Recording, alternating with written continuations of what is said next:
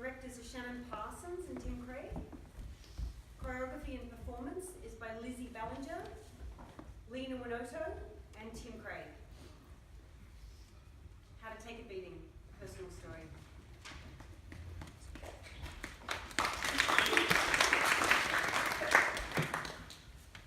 How to Take a Beating.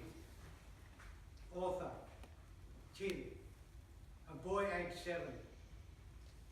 Now I say a boy aged 7 as these lessons, these rules, these commandments were etched into the stone wall I built around my heart.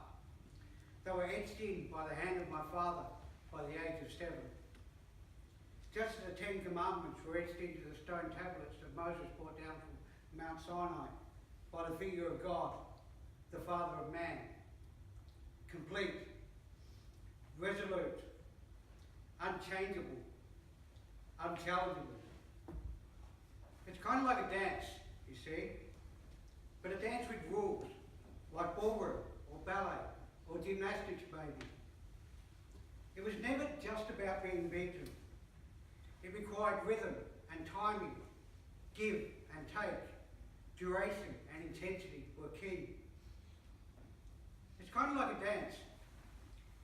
You see, I was like the gymnast, striving to provide the best performance. My father, the judge. A judge with an appetite for suffering. And so I would feed him small slices of pain and larger slices of sheer terror. It's kind of like a dance.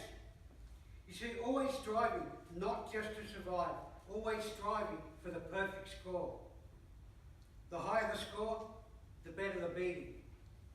The higher the score, the better my performance and the less I endured. Always trying for a perfect 10, but that would be impossible because then there would either be no beating or the beating had gone too far. I have no memories of not being beaten. My aunties tell me I was shy of human contact by 18 months old, but I was still young and I had a lot to learn. And so I learned. I learned how to dance. I learned how to dance like no one was watching, because in my world, no one was. It was all about give and take, knowing when to scream, knowing when to display your suffering. Like a game of chess, I guess. It requires a good opening, planning, development, and an end game. It's kind of like a dance. You see, react too early, it could go on much longer. React too late, well, it was always too late. And so I learned. I learned how to cower, but not too soon. I learned how to cringe and put my hands up for protection, but not too well. So when I cowered, I would leave parts of my body exposed as an offering of sorts. Because as the full force of the blows I was enduring were coming down upon me, I always needed to be aware of what stage of the game we were at. It's kind of like a dance. You see, my focus was not on the beating. It was always on the game, always aware of the dance.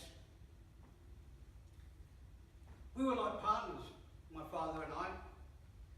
He would lead, and I would follow.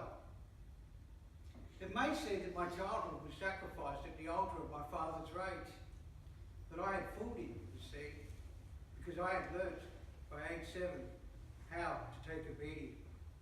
I had mastered the game, and I knew all the steps, and so I danced and danced and danced away my childhood.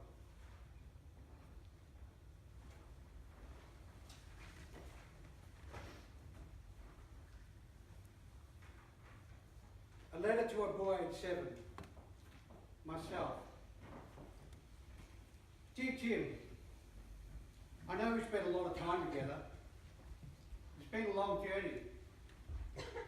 You'll be 47 in a few months. Just thought I'd write you, let you know how things turned out. That wall you built around your heart, I've been etching it away for the last 40 years. I have a feeling you've been helping out too.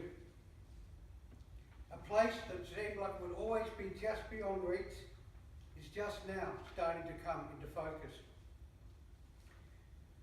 You might not believe this, but we're standing on a stage right now in front of a room full of people. Something you probably thought would never be possible.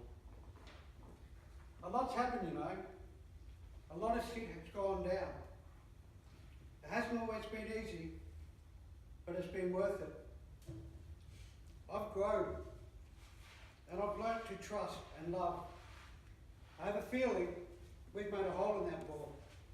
And I have a feeling if we just keep trying, one day soon, we'll meet up in the middle. And I reckon me and you are going to hit it off real well. I'm feeling stronger now, stronger than ever. And I'm standing right here, now, ready to reach on down and lift you out. Thank you, my friend. I couldn't have done it without you. Tim.